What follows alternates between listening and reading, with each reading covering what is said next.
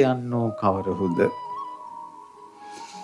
අපගේ මොග්ගල්ලාන මහරහතන් වහන්සේ අපේ මුගලන් මහරහතන් වහන්සේගේ ධාතුන් වහන්සේ නමක් මේ උතුම් සෑරජානන් වහන්සේ තුල වැඩ සිටිනවා. මුගලන් මහරහතන් වහන්සේ මේ වගේ රූපයෙන් ගත්තොත් නිල් පාට මණිකකින් පිළිරුවක් අඹලා තොල් සංගලයි දෑත් දෙපතුල් රෝස පාට කළොත් ඒ මුගලන් මහරහතන් වහන්සේ වගේ. මිනිස්සු මුගලන් මහරහතන් වහන්සේ කළු පාටයි කිව්වට මුගලන් මහරහතන් වහන්සේ හරි ලස්සනයි. මුගලන් මහරහතන් වහන්සේ දෙව්ලොව වැඩියා. ඒ දෙව්ලොව වඩිනකොට දැක්ක එක්තරා විමානයක්. ඒ විමානයේ දිහා බලනකොට ඒ විමානයේ ඉන්නේ දිව්‍යාංගනාවක්. මුගලන් මහරහතන් වහන්සේ දෙවඟන ඇවිල්ලා වන්දනා කළා. ඊට පස්සේ ඒ දෙවඟන ගෙම් මුගලන් මහරහතන් වහන්සේ අහනවා දිව්‍යාංගනාව මොකද්ද ඔබ කරපු පින මෙච්චර සැප සම්පත් විඳින්න? දෙවඟන ගොඩාක් ලැජ්ජා වුණා.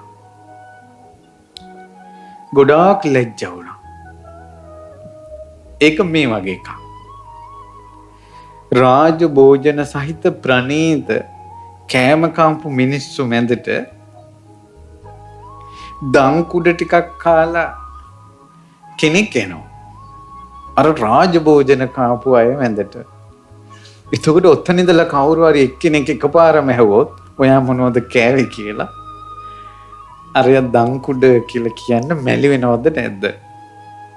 මැලි වෙනවා. ඒ වගේ මේ දිව්‍යාංගනාව මැලි උනේ මේ දිව්‍යාංගනාව කරපු පින පොඩි නිසා. මුගලන් මහරහතන් වහන්සේ නෑ කියන්න මොකද්ද කරපු පින? කියනවා මම මනුස්ස ලෝකේ මම බුදුරජාණන් වහන්සේ දැකලා නෑ. රහතන් වහන්සේලා දැකලා නෑ. මගේ මේ අත් වලින් දම් බෙදලා නෑ. මං උපෝසත සිල් රැකලා නෑ. හැබැයි මගේ ජීවිතේ එකම එකක් තිබ්බා මනුස්ස ලෝකෙද්දී. මං කවදාවත් බොරුවක් කියලා නෑ.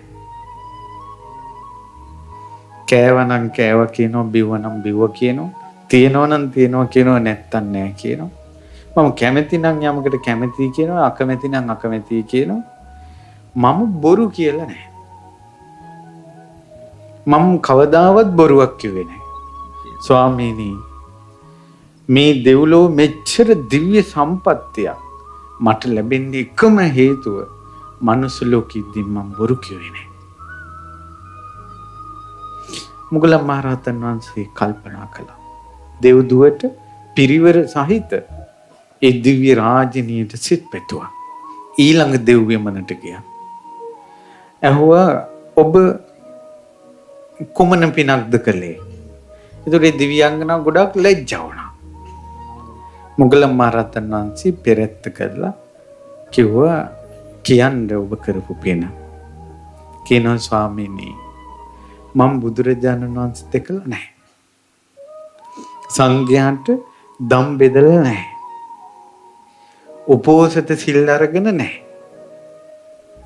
මනුස්ස ලෝකෙදී මිනිස්සු කරන පින්කම් කියන ඒවා මම කරලා නැහැ. මං මනුස්ස ලෝකේ ඉන්න කාලේ වැඩකාර කෙල්ලක්. මං ගොඩාක් දුප්පත් කෙල්ලක්. අම්මා කවුද කියලා මන් දන්නේ නැහැ. තාත්තා කවුද කියලා දන්නේ නැහැ. හැබැයි එක ගෙදරක වැඩකාර කෙල්ලෙක් කියලා මම දන්නවා. ස්වාමීනි කරුමෙට මං වැඩකාර කෙනෙක් වුණ ගෙදර අයිතිකාර මිනිස්සයා යක්ෂයෙක්. කියන්නේ යකෙක් වගේ මනුස්ස යක්ෂයෙක් වගේ සනිකව තරහ යනවා. හොස්සලකින් මැස්ස යන්න බෑ. අතට අහුවෙච්ච දේෙන් ගහනවා. ස්වාමීනි ඒ කාලේ මගේ ඔළුව කීප තැනකින් පැලිලා තිබ්බා. ගෙදර අයිතිකාර මිනිස්සයා මට ගහලා. ඇඟේ ගොඩක් තැන්වල තුවාල තිබ්බා. ගුටි කාලා. ස්වාමීනි මම ඔහොම ගුටි කනකොට මට හිතුණා මට අම්මා නැහැ. තාත්තා නැහැ. යන්න තැනක් නැහැ. මාව රකින්න කෙනෙක් නැහැ. ගුටි කකා හරි මම මේ ගෙදර ඉන්නවා කියලා මං තරහ ගන්නෑ කියලා මුළු ජීවිත කාලෙම ගුටි කාපු මේ දාසි ජීවිත කාලෙම තරහ ගත්තේ නැහැ. ඔල්ලුව පැලෙද්දින් ලේ පෙරාගෙන බිම් බලා ගන්නවා. ගහපු කෙනා ගැන තරහ ගත්තේ නැහැ. අවජාතක කෙල්ල කියලා අම්මා තාත්තා නැති මට දෝෂාරෝපණය කරනවා. මම තරහ ගත්තේ නැහැ. ගෙම් පිටතට යන්නේ නැතුව වලං හොදා හිටපු කෙල්ලට වෙසඟන කියලා බයිනවා. මං තරහ ගත්තේ නැහැ. ස්වාමීනි මං මනුස්ස ලෝකේ උච්චරයි කරපු පින තරහ ගත්තේ නැහැ. මම මේ ජීවිතේ මැරුණා. මම මේ ලෝකෙ ඉපදිනකොට මට උපස්ථාන කරන්න ලක්ෂ ගණන් දිව්‍යාංගනාවෝ දිව්‍ය භෝජන කියනවා දිව්‍ය පංචතූර්ය නාද මාව සැපවත් කරවනවා. මනුස්ස ලෝකයේ දෙස බලන්දී මා කරපු පින තරහ ගත්තේ නැති එක. ඊට පස්සේ ඇහුවා මොගලන් මහරහතන් වහන්සේ මොහොතක් කල්පනා කළා. සිත් පැතුවා පිරිවර සහිත දිව්‍යාංගනාවන්ට ඊළඟ දිව්‍ය විමානෙට ගියා. ඇහුවා ඔබ කරපු පින මොකද්ද? ඈත් ලැජ්ජ වුණා. මොගලන් මහරහතන් වහන්සේ අහපු ප්‍රශ්නෙට මේ විදිහටයි උත්තර දුන්නේ. ඒ උත්තරේ තමයි ස්වාමීනි මං උක්කෙතක වැඩ කරපු වැඩකාර ගැහණු කෙනෙක් මනුස්ස ලෝකේ.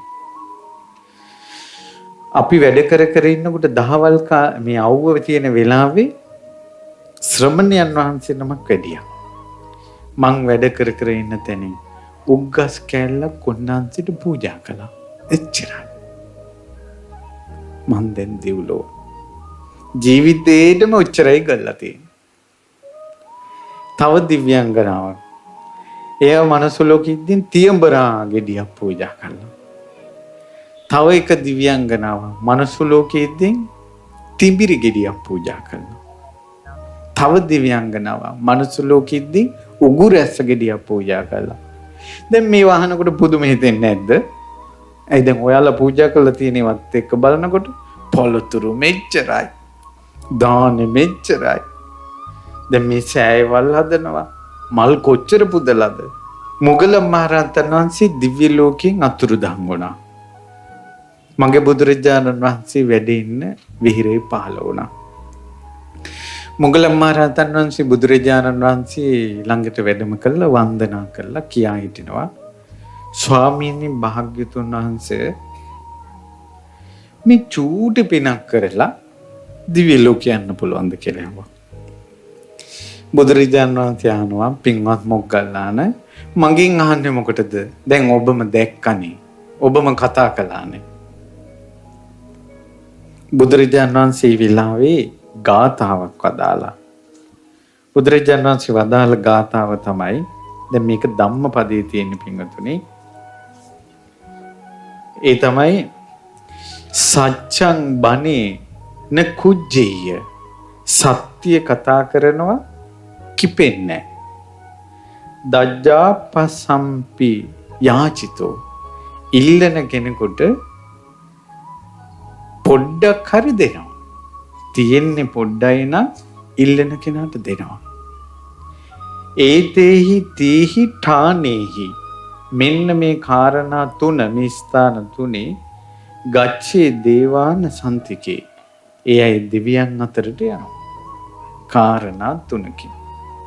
දැන් අපි දෙවියන් අතරට යෑම ගැන කියනවනේ සීක බල, ශ්‍රද්ධා, සීල, සුත, ත්‍යාග, ප්‍රඥා.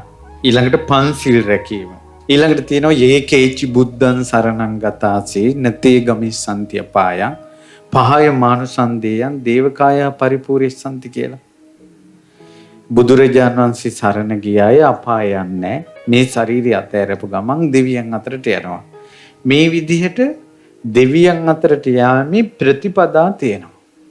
මේ එක්තරා ප්‍රතිපදාවක්. කාරණා තුනක් තියෙන කෙනා දෙවියන් අතර උපදිනවා. මොකක්ද ඒ කාරණා තුන? ඇත්ත කතා කරන, තරහා ගන්නෙ නැති, ඊළඟට තියෙන්නේ පොඩ්ඩක් නම් පොඩ්ඩක් හරි දන් දෙන.